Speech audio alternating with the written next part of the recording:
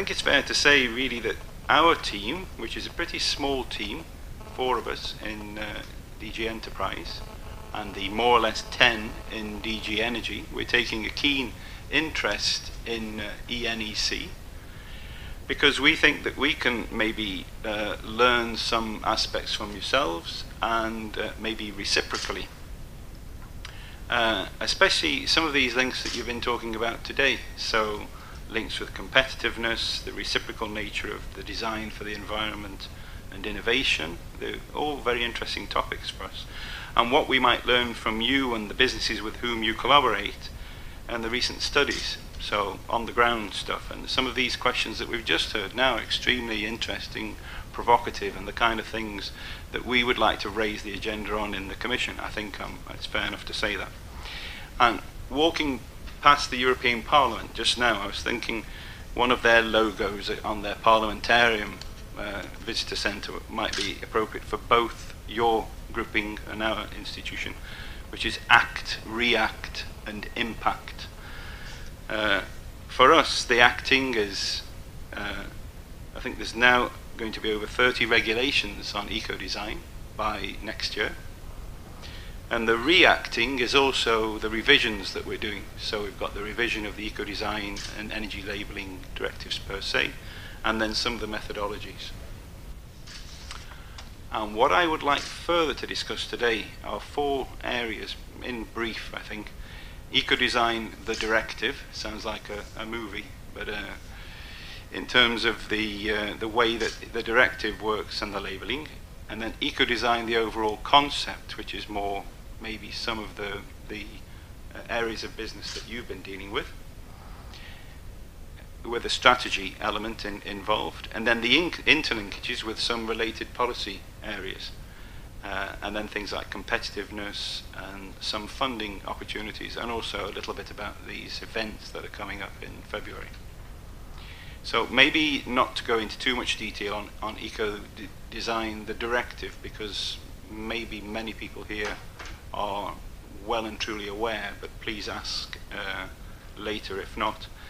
I think it's important to make a distinction between the legal term and then some of the projects that you have been doing and some of your partners. We have to, via the Eco-Design Directive working plans and the subsequent investigations, look at product groups one by one in detail and attempt to identify the so-called least life cycle cost environmental minimum performance criteria. So there, I mean, we're talking good practice, not necessarily sometimes best practice, or we may move in time over to best practice with each measure. So some of the biggest impacts to date have been motors, boilers and heaters, and the famous or the infamous light bulbs. And the working plan is revised normally every 4 years. So basically we're looking at low-hanging fruit, and up until now, because of the alternative name of the Eco-Design Directive as energy-related or energy-using products, it's no surprise that most of those product groups have been selected because of their energy nature, and those are most of the things that we can do about it. So just to be clear, these standards have to be legally binding, so we're not looking at voluntary standards, we're not looking at eco-labels, we're not looking at company labels, and we're not looking at any third-party labels. And they have to be subject to CEN or ISO. So they're equally binding whether you make the product in Europe or you import it. So I presume everybody here knows about most of those factors.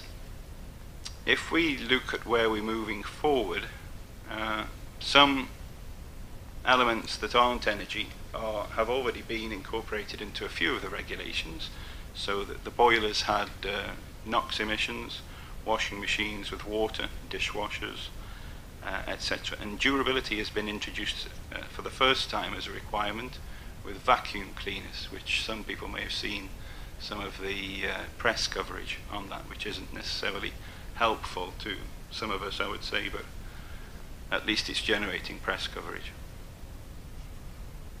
So that's been regarding some of the components of vacuum cleaners. And as you know, eco-design minimum standards can be used with product labeling for energy efficiency. The other important thing is because all of this is related to the internal market CE mark, placing on the market, we jointly undertake this competence with DG Energy. So the DG Enterprise angle largely comes from the CE mark. If we think about energy labelling, then this is the optional part. It's legal, but it's optional in terms of that if there's a very expensive fridge versus an average price one, and normally the very expensive one is the A++, it's up to us as consumers whether we choose to do that. If we think about maybe some new elements that are coming through from a study on the methodology, we've got some elements of recycled content, lifetime, and critical raw materials being examined, and the results of that study will be consulted on and then made available, I think, in early next year.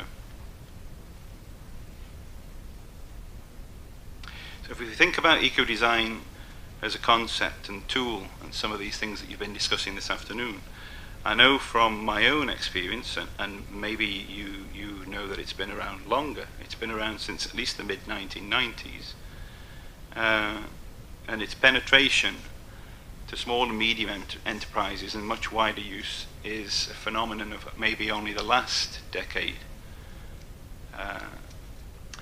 As you'll know, I think, as well as the actions that you're doing, there's a wider use of some eco-design, optimal design checklists, spider charts, matrices, etc. that we're trying to foster via a DG Enterprise action with small and medium enterprises via Enterprise Europe network.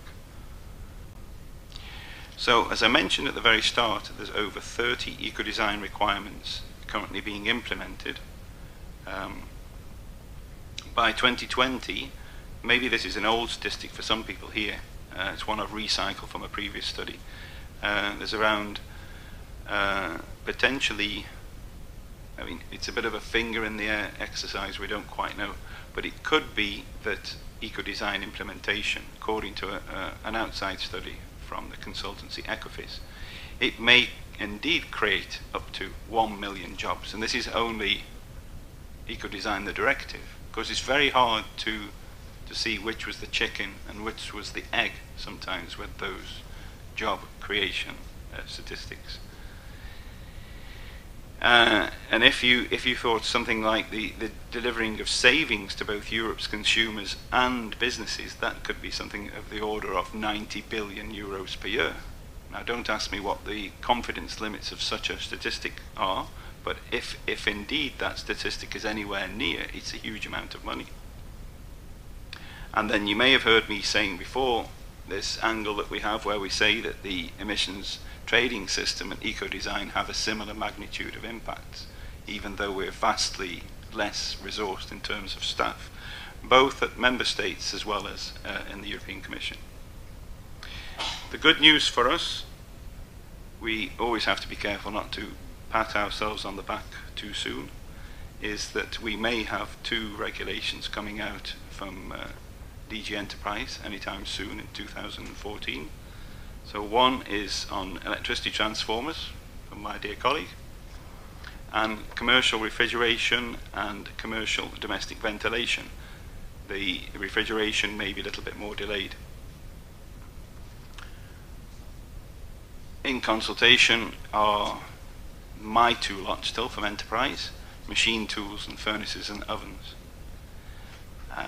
And then if we think about the other things I think I mentioned initially, resource efficiency indicators are being examined in conjunction with the methodology, the technical streamlined LCA methodology used by eco-design. And our colleagues in DG Energy are busy undertaking via an external contractor something that may be of interest to yourselves when it's out, a competitiveness and innovation study. So maybe some of those ideas that they are looking at are not that different from what ENEC has looked at. The other related activities are that DG Enterprise and DG Energy, in conjunction with some external consultants, will publish a series of guides for eco-design product groups. So this may be of interest for companies with whom you deal who are also interested in the legislation bubble. So the idea is that there will be some guides both for consumers and also for businesses. So the business guides will be more what you have to do to fulfill all the elements of the eco-design regulation that is about to be passed or has been passed. And consumers, it will be a bit more, if I get an A++ of this particular piece of apparatus, how much might I save typically compared to going for the A, and to see how it might be environmentally and financially. And there'll be some guides as well on things like energy saving tips in the home. Hopefully something novel and not stuff that we've seen before, and it would be done in an attractive way. So we're trying to look there at kind of some of the cutting edge ideas on smart grids and smart appliances for the home. So funding, I hope I've got the right statistics here. Please don't take these as the final word. I've managed to get these from colleagues who are better placed and are working on these. But apparently the funding that will be made available via Horizon 2020. So maybe that's enough from me. I think I just wanted to give you a few aspects of where we're at and where we're going to. I want to wish you a very happy first birthday. It's very nice to be able to be here again and to see familiar faces and partly hear some of the success stories. And I wish you continued success in your work. So thank you very much.